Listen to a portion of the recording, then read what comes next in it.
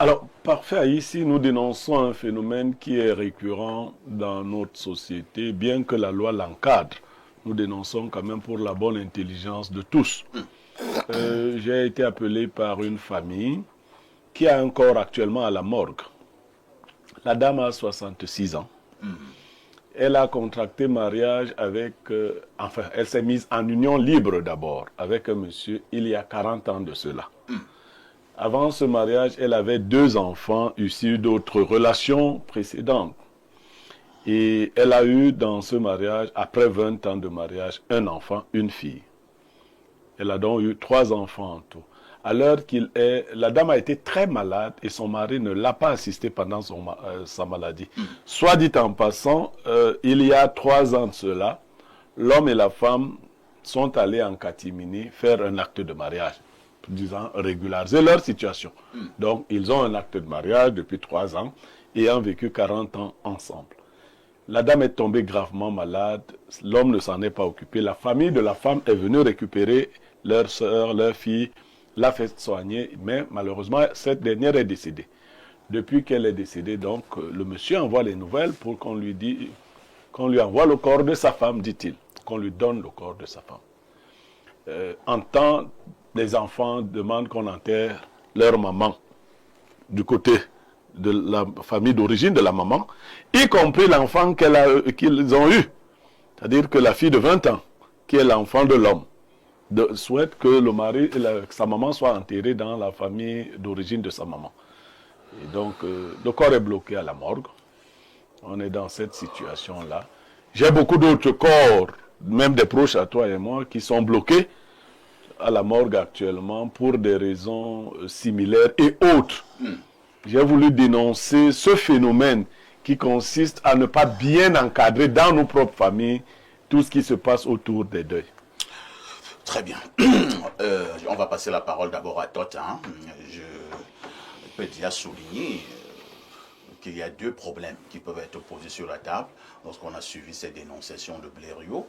Un problème à caractère juridique et un autre un problème à caractère traditionnel. Je vous passe la parole, Toth, pour votre commentaire. Bon, déjà, en ce qui concerne le mariage, en culture négro-africaine, le mariage effectif, c'est la dot. Les institutions coloniales nous ont imposé l'acte de l'état civil, tout simplement pour des formalités administratives et des questions d'héritage. Mais ces problèmes d'héritage étaient déjà résolus dans la politique coutumière de l'Afrique traditionnelle. Et donc, nous sommes là face à une situation où si la femme a été dotée, non, elle n'a pas été. Ça devient donc un vice, puisque si elle n'a pas été dotée, elle n'est pas reconnue. Elle n'est pas reconnue par la belle famille. Et si ils ont juste fait l'acte de mariage, en ce moment, c'est la justice qui doit trancher l'affaire. Parce que là, la tradition ne peut pas se prononcer. La tradition ne peut se prononcer que lorsqu'il y a eu dot. C'est en ce moment que les 2 familles peuvent s'asseoir et décider d'où la fille peut être enterrée. Donc moi, je pense que sur le plan traditionnel, cette femme n'est pas légitime. Elle n'est pas légitimement reconnue par la belle famille. Mais sur le plan administratif, elle est légitimement la femme de son époux.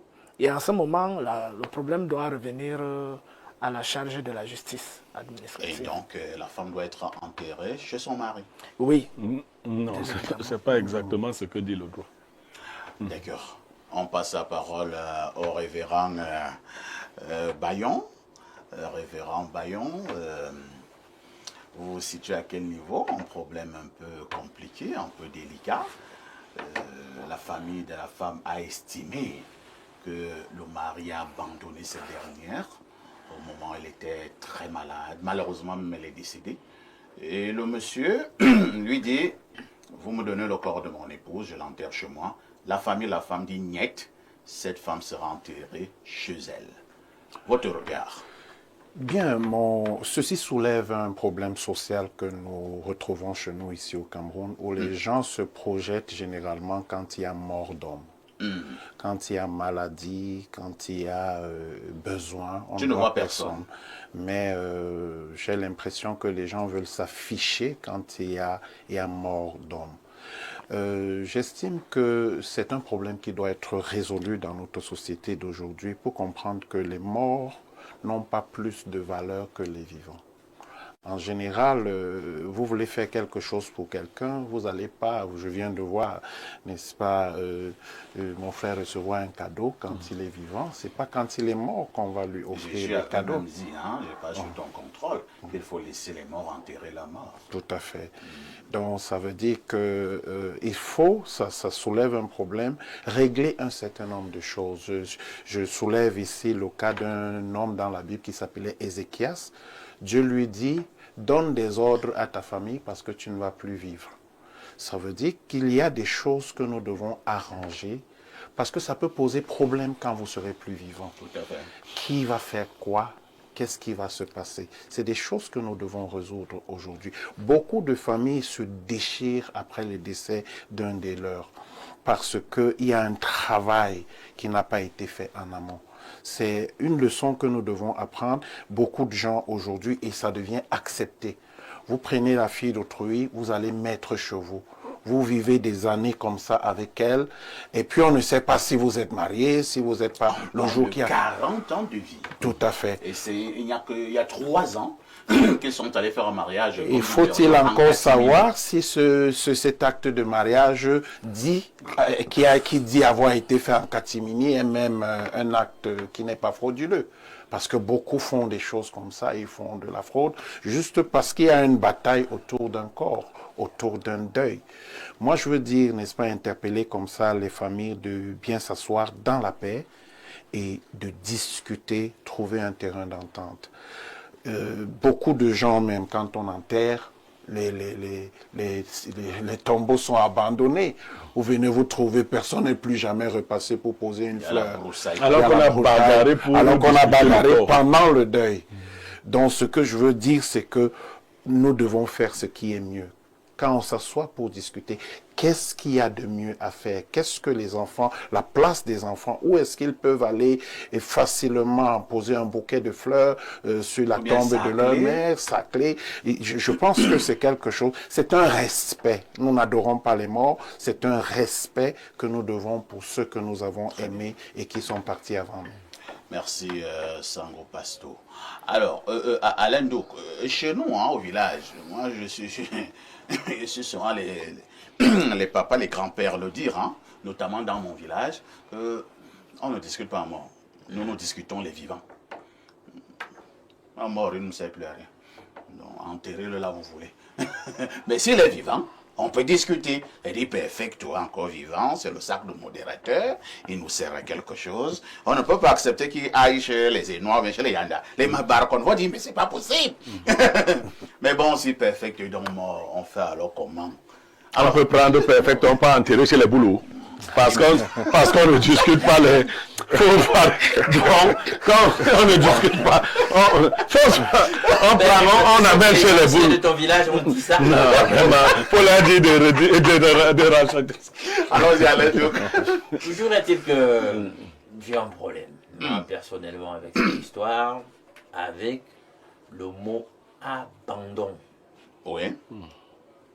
Comment on en est arrivé là? Je pense que ce soit sous le prisme de nos réalités traditionnelles bantoues ou sous le prisme du droit matrimonial, on dit que les conjoints ont un devoir d'assistance. Oui. Comment on en est arrivé au point où la dame est malade et on entend dire dans les témoignages que le mari l'a abandonnée au point où même l'enfant qu'ils ont eu tous les deux a pris position dans la cause de ceux qui disent que non, la mère avait été abandonnée. Ça me cause problème. Ce monsieur, s'il a vraiment fait, c'est inique, c'est cynique. Je ne sais pas ce qui s'est passé, mais comment il a pu faire ça? Le message qu'il a véhiculé maintenant aux gens, c'est en raison de ce qu'ils ont vu qu'ils font cette charge. Parce que non seulement il n'a pas doté, c'est déjà un problème en soi, Ouais. et on constate qu'il ne s'est pas élégamment, humainement bien comporté, ça fait un autre problème. Ça fait quand même beaucoup de problèmes qui légitiment finalement la position de la famille de la femme. Pour dire que, ben écoute, ce monsieur, on ne veut pas, parce qu'il juge qu'en réalité, c'est-à-dire que quand je fais la psychanalyse de la situation, il juge que lui transmettre le corps de la défunte serait l'honorer, alors que lui, il n'a pas honoré la dame. Entre-temps, quand même, Alain Doxan, sans toutefois vous couper, il y a un détail important, hein. Toi, tu l'as relevé, même si j'ai vu Blériot émettre des réserves, mais il va parler là tout à l'heure. N'oublions pas ces détails, c'est qu'ils sont mariés. Ils ont un acte de mariage. Et donc, le monsieur a tous les droits sur ce corps. Oui, ça c'est sur le plan du droit. Ouais. C'est son épouse. On n'y peut rien. S'ils avaient été légalistes autant qu'on voudrait, on n'aurait pas cette discussion sur ce plateau. Chacun comprendrait que, en dernier recours, force revient à ce que dispose l'État, à ce que dispose le droit, donnez-lui le corps de la dame et tout. Mais vous voyez qu'on est dans une situation de contestation, c'est-à-dire que on dit on va passer outre le droit parce qu'il y a quelque chose de vraiment grave, de vraiment outrageant d'après eux qui se soit passé. Très bien. Donc, mais je pense que finalement, il faut s'asseoir. J'ai souvent entendu parfois, je sais pas, des gens dire que parfois il est arrivé dans certaines situations du genre qu'on dote le corps. Ouais. Est-ce que c'est ça qui amènera à ce qu'on ait une situation d'apaisement? Est-ce qu'il faudrait maintenant symboliquement doter le corps? Il peut aussi arriver que la belle famille fasse un petit chantage, hein, à ce niveau-là. Ah oui, justement, c'est de ça qu'il est question. On va doter le corps, entre guillemets. On peut donc accepter. Doter le corps ici, c'est quoi? C'est qu'il faut apporter à manger et à boire. Voilà, c'est un tout petit peu ça. Est-ce que c'est ce qui va pacifier les rapports des uns avec les autres? Je n'en sais rien, mais on pourrait leur proposer cela. Pierre Blériot, où est-ce que vous vous situez dans le cadre de cette dénonciation? Alors, parfait, pour avoir accompagné déjà beaucoup de personnes dans des querelles de ce genre, je me suis cultivé moi-même. De prime abord, on croit que le corps appartient d'office à l'un des conjoints. Non. Malheureusement, non.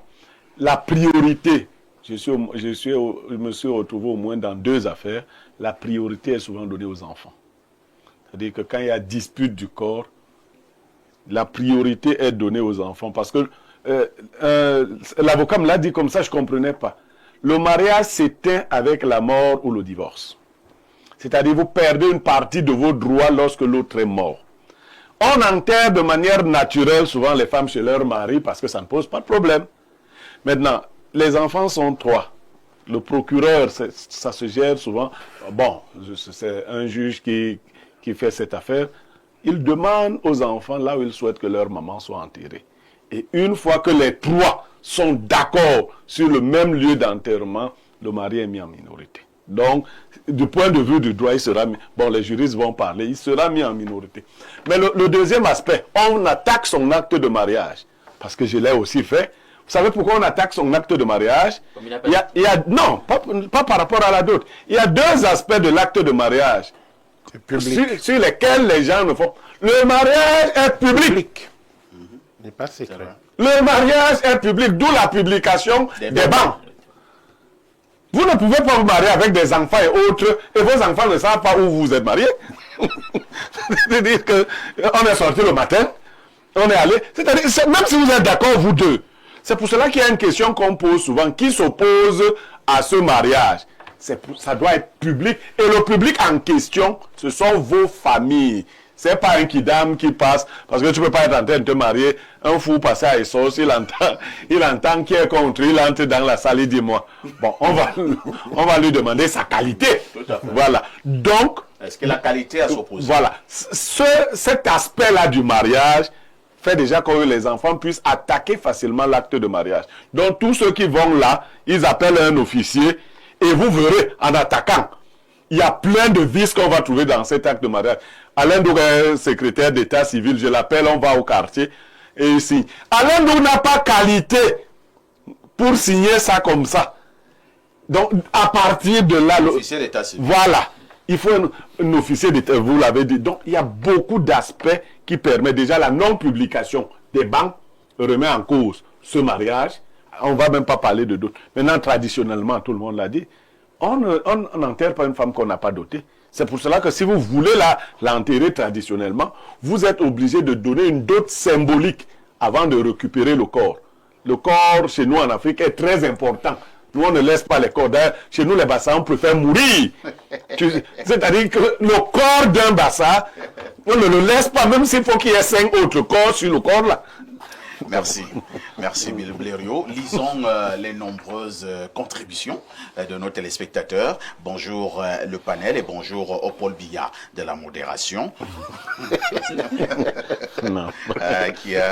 À propos de la dénonciation, c'est un problème de sorcellerie. À quoi va servir le cadavre d'une femme si ce n'est pour les choses de la nuit? La justice est supérieure à la tradition ou à la religion. Alors la justice doit trancher cette affaire. C'est Bruno depuis PK9. Ah, Bruno, vous dites quelque chose de très grave, hein?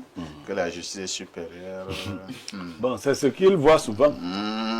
Elle peut être supérieure en journée, mais il y a même parfois des vieux au village qui disent que bon, ça va, tu as gagné. Prends le corps. Prends le corps. Tu vas avec une malchance que tu vas appeler les pasteurs, après tu vas appeler les initiés pour venir arranger l'affaire là. Bonjour à vous en studio, ici Steve depuis Yaoundé et Kounou. Si les enfants de la défunte veulent que leur mère aille dans son village natal, y compris la fille de l'homme, le débat est clos. Respectez la décision des enfants, car ils savent sur quoi ils se basent. Autre message ce jour, bonjour Espace Miné, particulièrement à Blériot. Kassongo n'est pas encore en finale de la Ligue Europa. La deuxième manche c'est ce soir. Oui, la deuxième manche c'est ce soir, mais Andro Nana a gagné son score de 3-0. Vous pensez qu'il y aura remontada? Bon, moi je... Parfois ici c'est ton frère Antoine Despadou, d'Oncolovan. Ah, bonjour. Ce sont les gars d'Oncolovan qui combattent André Onana. Bon, on vient de noter. Bonjour Antoine. Autre message ce jour. Que dit ce téléspectateur? Alors, très rapidement. Nous avons un problème là avec notre messagerie. Hein. Allons d'abord au 213. Même comme nos amis de 213 sont souvent bizarres, c'est l'Algérie. Bonjour Perfecto et à tout le plateau. Perfecto, c'est grave ici en Algérie et en Tunisie. On déporte des Camerounais et après on n'entend plus parler d'eux. Ah bon? Ouais. Des dizaines de disparitions tous les jours. Des rumeurs parlent d'un supposé trafic d'organes. Excusez-moi d'être hors sujet Perfecto, mais le cas est grave et il faut interpeller nos ambassades ici au Maghreb et qui font preuve d'irresponsabilité et de méchanceté. Ça fait mal quand on est dans des pays comme le Niger, le Tchad et le Mali, on voit les pays comme le Niger, le Tchad et le Mali assister leurs compatriotes, les protègent et les défendent. Mais quand c'est notre tour de contacter notre ambassade, l'ambassade nous traite de bandits. On nous demande comment on a fait pour arriver au Maghreb. On nous insulte, nous humilie et on nous demande de reprendre le même chemin qu'on a pris pour entrer. Pourquoi tout ce qui est camerounais est méchant comme ça? Pour chuter Perfecto, j'aimerais dire à Alain Doc et aux prêtres de bien se préparer, car je vais revenir avec des preuves en béton sur la deuxième partie, pour prouver que leur Jésus est un personnage imaginaire, un personnage qui n'a jamais existé, très exactement comme le Père Noël. Jésus est un personnage fictif. Prépare-toi Alain Doc, car ça va aller très violemment. Tu es prévenu. Autre message, hein, cette fois-ci c'est le 212, donc à côté, c'est le Maroc. Que dit le téléspectateur du côté du Maroc? Alors, bonjour à ici et toi d'Albert Parfait, le chromosome XY de la modération. Tonton, hier j'ai oublié de te dire qu'il fallait que tu sépares Alain Doc et Tot. Sinon, on risque de rebaptiser Espace Miné qui a déjà été baptisé Espace Masqué en Espace Boxé. Garde les yeux ouverts, tonton, s'il te plaît. Et sinon, Alain Doc, tu te maries quand même On sait que maître des cérémonies de mariage, mais t'as pas de mariage à toi, viens quand? Tu ne peux pas être spectateur tout le temps. Hein? Voici la sagesse du jour. Ce n'est pas parce que la panthère a maigri que tu vas la considérer comme un chat. Signé ton téléspectateur préféré, le concepteur d'idées et agrégé du 212. Merci. Autre message très rapidement, allons au plus 33, c'est la France. Bonjour Monsieur Parfait, ici il y a tout le riche panel. Cette situation demande une assise et que l'homme soit humble puisqu'il a fauté sur plusieurs points. Parfois l'humilité vient à bout de tout.